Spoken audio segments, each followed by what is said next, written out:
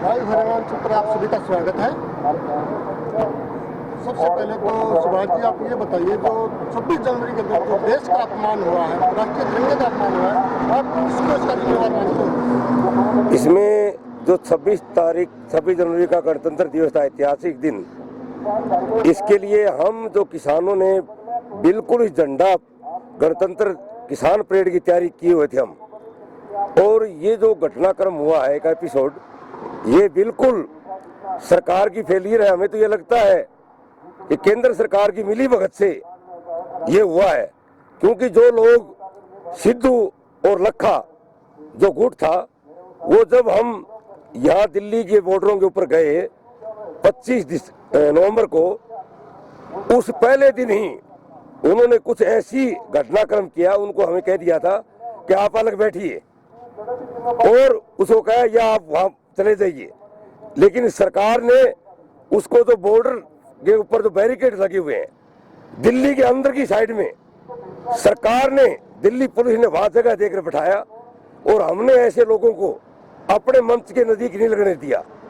और हमारी बिल्कुल जो दिल्ली पुलिस से और हमारे मोर्चे की तय हुई थी जो रूट, उसके ऊपर हमने चलना था और 11 बजे का समय था। हम गणतंत्र दिवस का सम्मान करते हैं। जो शौर्य दिवस हमारी तीनों सेनाएं राजपथ में तो परेड कर रही थी, उसके बाद में जो शेड्यूल था उसके हिसाब से हमें चलना था, हम उसके लिए तैयारी में लगे थे। एकाएक वो जो पहले शाम को 25 तारीख को कुछ उसकी हरकतें थी, हमने दिल्ली पुलिस को बता दिया उन गुटों का, लेकिन दिल्ली पुलिस ने कोई ध्यान नहीं दिया। होम मिनिस्ट्री को बता दिया, लेकिन वो बैरिकेड तोड़ के वो लोग, और जो शेड्यूल था उसकी बजाय दिल्ली पुलिस ने उसको रोक के दूसरी साइड में उसको जगह दी है। और वो 1.5 घंटा के अंदर इतना शॉर्टकट रास्ता, चोर रास्ता उनको दिया है और वो वहां लाल किले में पहुंचे हैं। देखिए, गणतंत्र दिवस के ऊपर मतलब इतना भारी सिक्योरिटी होती है, सुरक्षा प्रबंध, परिंदा पैर नहीं मार सकता।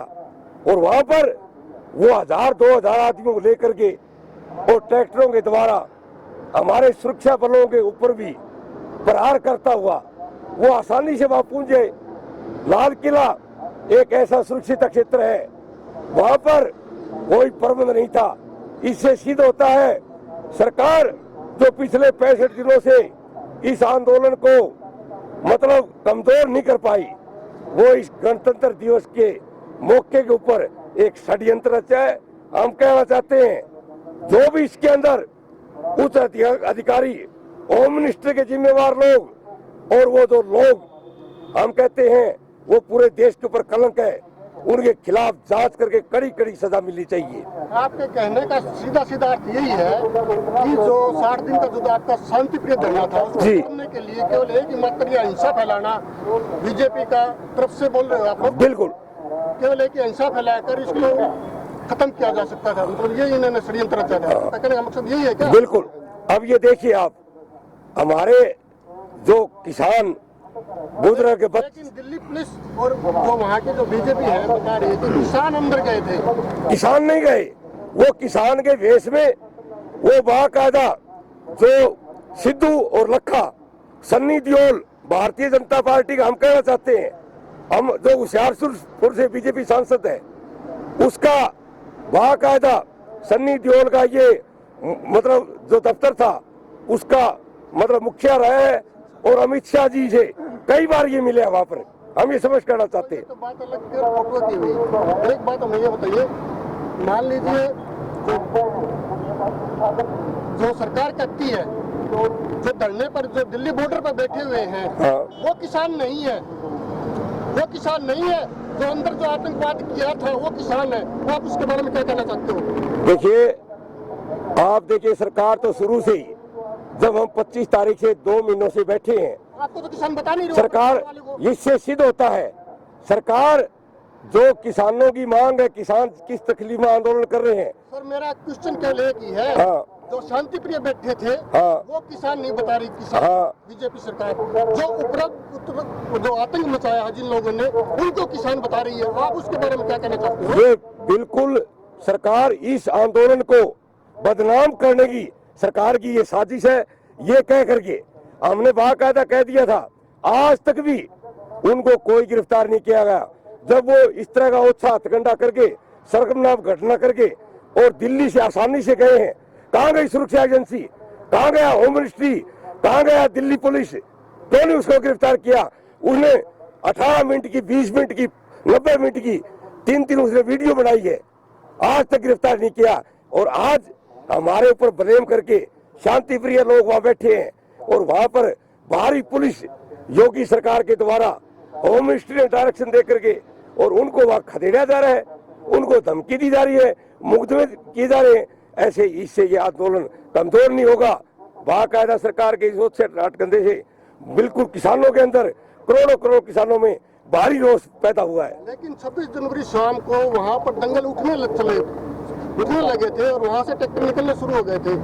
अब दिल्ली की व्यवस्था कैसी है वहाँ पर? देखिए जनाब, मैं इसमें आपसे ये प्रार्थना के साथ कहना चाहता हूँ कि दिल्ली में जो लाखों किसान वहाँ डेरा डाले शांति प्रिय तरीके से अपने ट्रैक्टरों के ऊपर, अपने संख्या कितनी थी आपको पता है? ट्रैक्टरों की संख्या वह ऑलरेडी पहले जो धरनों में थी वो लगभग 1 लाख के लगभग थी और दोबारा से वहाँ पर 5 लाख से जो मैं जो बता रहा हूँ, दूसरे जब 26 जनवरी का आह्वान हुआ तो वो 2 दिन 3 दिन के लिए उस परेड में हरियाणा और पंजाब से, राजस्थान से, यूपी से हमारे किसान आए थे 3-4 दिन के लिए। लेकिन इस बात का मलाल है, इस सरकार की षड्यंत्र के कारण हमारे वो साथी उस गणतंत्र परेड में शामिल नहीं हो सके क्योंकि हमने पोस्टपोन कर दिया। क्योंकि ये एपिसोड 8 बजे शुरू हो गया था, 9 बजे, 10 बजे, 11 बजे वो कार्यक्रम हो गया, हमारा 11 बजे के बाद में था। और जो लोग अब आए हैं, जो 3 दिन के लिए गए थे वहां ठहरने के लिए नहीं गए गणतंत्र परेड के लिए, उसके लिए सरकार और गोदी मीडिया ये दुष्प्रचार कर रही है कि किसान वहां धरना से वापिस आ रहे हैं। हमारे लोग वहां बैठे हैं, लेकिन उन बैठे हुओं को सरकार दमन के द्वारा उनको उठाने का को प्रयास कर रही है।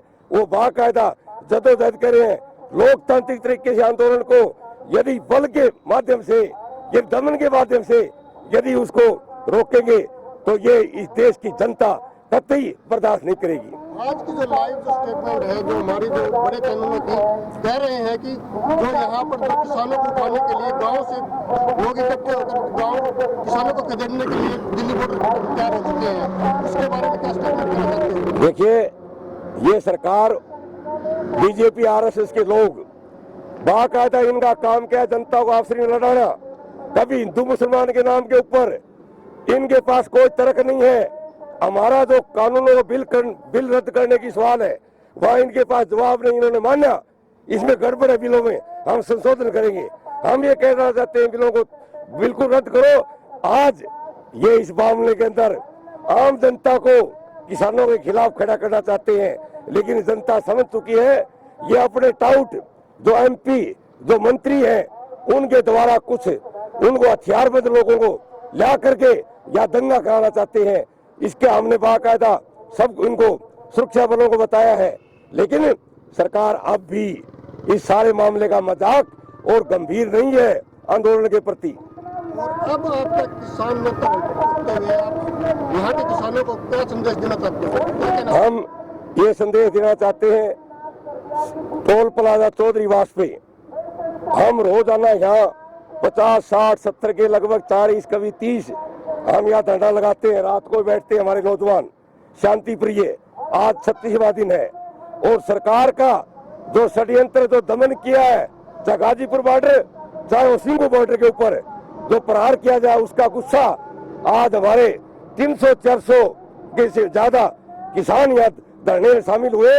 और ये संख्या कल हम बाकायदा गांधी पुण्यतिथि है राष्ट्रपिता महात्मा गांधी की, हम बाकायदा गणतंत्र दिवस के ऊपर जो ये सरकार ने षड्यंत्र करके वहां पर लाल किले के ऊपर एक धर्म का झंडा फहराने का कुप्रयास किया है, उसके लिए हम शर्मसार है। सरकार शर्मसार नहीं है, हम शर्मसार है। और अहिंसा के तरीके से हम बाकायदा आंदोलन चलाना चाहते हैं। सरकार यहाँ बाकायदा हिंसा फैलाना चाहती है, इसके लोग हिंसा फैलाना चाहते हैं। हम कल अनशन करेंगे शांतिपूर्वक तरीके से, सैकड़ों की तादाद में यहाँ बैठेंगे। हम ये कहना चाहते हैं।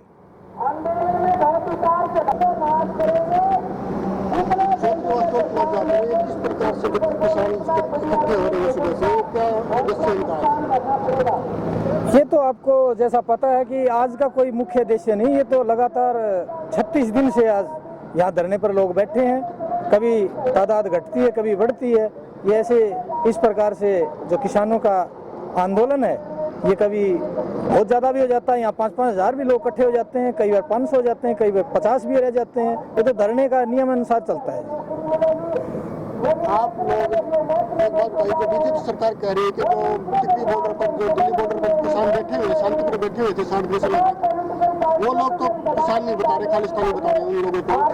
और जो आतंक फैलाया जिन लोगों ने दिल्ली में, उनको किसान बताया जा रहा है। आप उसके बारे में क्या कहना चाहते हो? देखिए, किसानों के ये किसान है या नहीं, पहले तो बता, जिन लोगों ने आतंक फैलाया है। देखिए, उनके कहने के मुताबिक जो बैठे हैं वो किसान हैं, जो उपद्रवी है वो किसान नहीं। मेरा कहने का मतलब ये है। लेकिन सरकार का क्या मतलब? सरकार तो यही प्रोपगंडे करेगी, तभी उनको कुछ हासिल होगा कि जो उपद्रवी है उनको किसान बनाया जाए, जो शांति से बैठे हैं उनको दूसरा नाम दिया जाए। जब किसान इतनी तादाद में इकट्ठे होकर के शांतिपूर्ण तरीके से, आपको पता है कि आंदोलन कर रहे हैं, कुछ मुट्ठी भर लोग हैं जो सरकार के दिखाए रास्ते पर, पीछे के रास्ते से छुप के, वहाँ 1000 होंगे, 1500 होंगे, उनके द्वारा एक ये छोटा सा एपिसोड, वैसे तो इसको बहुत बड़ा नाम दे दिया गया है भी बड़ा, लेकिन कुल मिलाकर मेरा कहने का मतलब ये है कि जो वो कुछ मुट्ठी भर लोग थे, उनको इजाजत दे करके जो एक एपिसोड तैयार करके आज चैनलों पर लगातार दिखाया जा रहा है। एपिसोड के माध्यम से आपके जो बड़े जो नेता हैं, राकेश डकैत या और जो भी है, उनके 2-4 के नाम आप बताइए, और उनके ऊपर केस करके उनको जेल में कर दिया जाएगा, तो उसके बाद किस प्रकार से चलेगा? देखिए, कभी नेताओं को जेल में जाने से एजिटेशन कम नहीं हुआ करते। एक राकेश टिकैत, योगेंद्र सिंह या और दूसरे हनुमान सिंह चड्ढा, चिडूनी वगैरह वगैरह, ये हमारे जो सीनियर नेता हैं, अगर ये 1-2 चला जाएगा तो न जाने कितने चिडूनी और राकेश टिकैत और पैदा हो जाएंगे। कभी भी 1-2 आदमी के जेल जाने से एजिटेशन कम नहीं होते। अदरवाइज तो भगत सिंह, राजगुरु और सुखदेव के फांसी टूटने के बाद तो शायद ये हमारा देश आज़ाद ही ना होता। तो ऐसा नहीं है। हमारे किसान हैं, बिल्कुल सुदृढ़ हैं, कॉन्संट्रेशन है उनके अंदर, डेडिकेशन है, सेल्फ कॉन्फिडेंस है, सभी प्रकार से वो परिपूर्ण है जी। तो लास्ट में आप ये बताइए, ये आंदोलन कब तक चलता रहेगा? ये आंदोलन तब तक चलता रहेगा जब तक हमें इंसाफ नहीं मिल जाता और ये तीनों काले कानून रद्द नहीं हो जाते, तब तक ये हमारा एजिटेशन चलेगा। लाइव हरियाणा पर बने रहने के लिए धन्यवाद। धन्यवाद।